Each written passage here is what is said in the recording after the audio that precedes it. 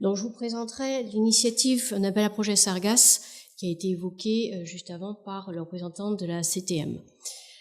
Le constat à la base de cet appel à projet, et je pense qu'il a été largement rappelé ce matin, il y a différentes initiatives qui ont été menées. Il y a un phénomène qui tend à être récurrent et à avoir des impacts et un volume en termes de flot important. Il y a des initiatives qui ont été engagées aussi bien au niveau des territoires français que dans le bassin de la Caraïbe, Mexique, USA et autres territoires. Et puis vous avez des impacts. Certains ont été présentés ce matin, d'autres seront présentés cet après-midi. Et enfin, on a le premier retour d'expérience par rapport aux appels à projets et des données qui sont collectées par rapport aux projets scientifiques.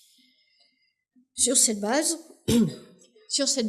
il a été proposé d'avoir une initiative conjointe avec différents partenaires pour essayer d'avoir une vision globale sur l'ensemble de la chaîne d'action, réaction par rapport à ces flux de sargasses qui arrivent sur nos côtes.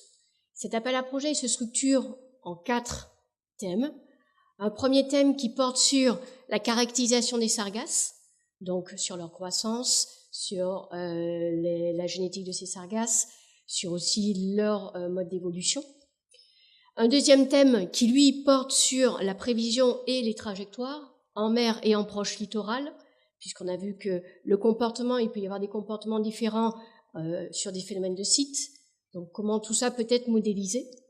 Un troisième thème, lui, qui concerne le volet de la collecte, du traitement et de la valorisation via des techniques innovantes ou l'amélioration de dispositifs qui ont déjà été testés. Et là, on s'appuiera énormément sur les thèmes, les appels à projets qui ont été précédemment lancés, notamment par l'ADEME et l'ADEAL. Et enfin, un dernier thème qui, lui, portera sur les impacts économiques, sanitaires et environnementaux, ainsi que les stratégies de gestion à mettre en place, tant au niveau local qu'au niveau du bassin de l'ensemble de la Caraïbe. L'ensemble de ces thèmes sont structurés de telle manière que les données qui seront développées dans ces différents items pourront abonder et permettre d'affiner les outils ou les solutions qui seront développées. Pourquoi ? Parce que la finalité est vraiment d'avoir des solutions pragmatiques et opérationnelles pour l'ensemble des décideurs face à cette problématique.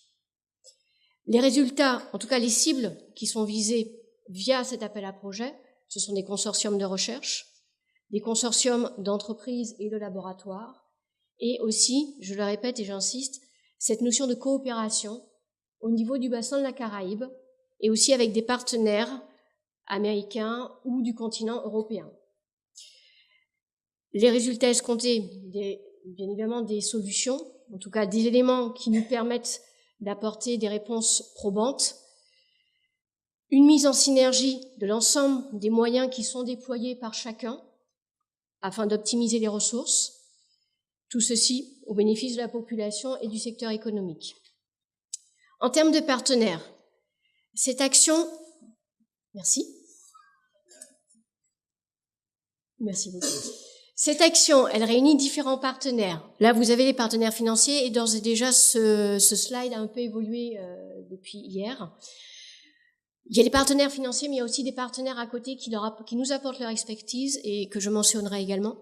Donc, comme précisé, l'ANR joue un rôle important puisqu'elle apporte toute sa maîtrise en matière de gestion des évaluations scientifiques et techniques, des projets, mise en place des comités, etc., plus des crédits qui sont alloués également, 2 millions d'euros.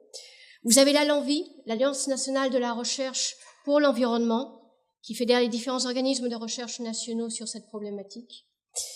Vous avez la FAPES, qui est l'une des agences de financement du Brésil, l'agence de financement de l'État de Sao Paulo, et vous avez une autre agence qui a rejoint, FACEP, qui nous a rejoint également dans cet appel à projet. La collectivité territoriale de Guyane, avec 200 000 euros, et la collectivité territoriale de la Martinique, autour de 2 ou 5 millions d'euros. Vous avez l'ADEME également qui est partenaire au niveau plus particulièrement du volet traitement et collecte.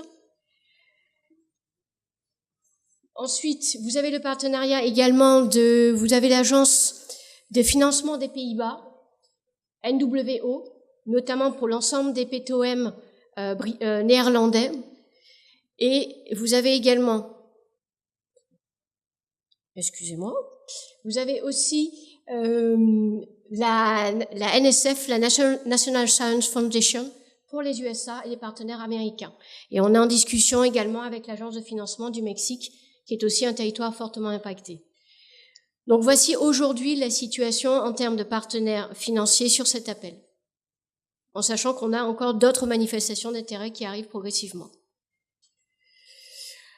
Donc la finalité, c'est vraiment à travers cet appel et cette mise en synergie de l'ensemble des acteurs, c'est de vraiment créer une communauté d'expertise sur cette thématique, d'expertise et de savoir-faire, afin que dans la durée, on ait des échanges qui s'instaurent entre les acteurs.